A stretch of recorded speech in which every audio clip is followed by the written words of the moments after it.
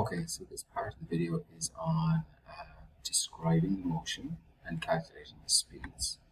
So the first question is to describe the motion, the second question is to calculate the speeds of the object.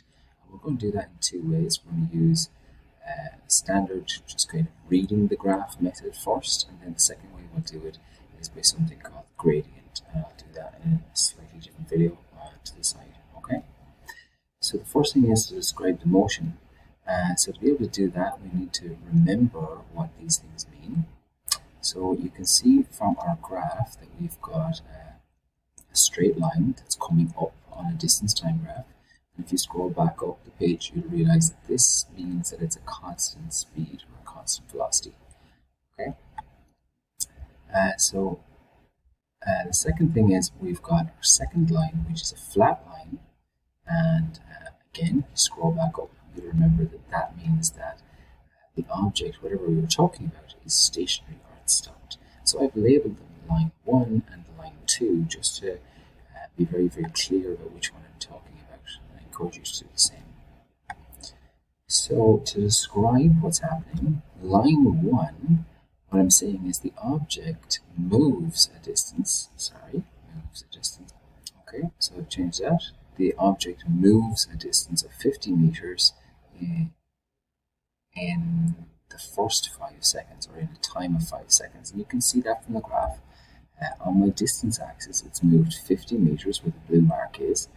And the time axis, I have gone 1, 2, 3, 4, 5 seconds. It's taken 5 seconds to do that. Now, if you remember from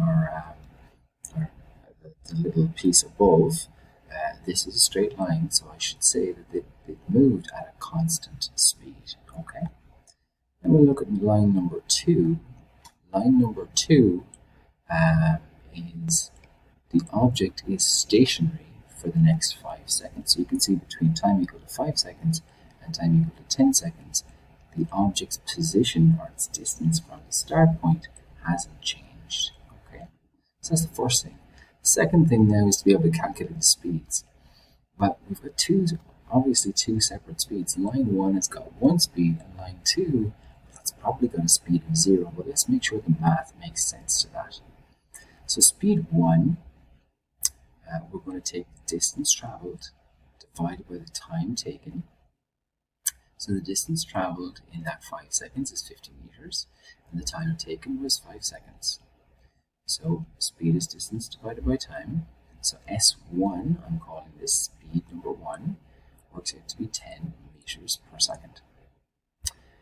Then I have a look at speed number 2. So speed number 2, again, we know it's stationary. So when something is stationary, it's stopped. So it's got no speed. But let's just make sure. Again, it's the distance traveled divided by the time taken. Well, we've got a distance traveled of 0 meters in a time of 5 seconds. And 0 divided by 5 seconds still works out to be 0. So S2, or speed number 2, is 0 meters per second. So now I'll get you to move over to the right, and I'll show you what's called the gradient method of doing this as well. Okay, thank you.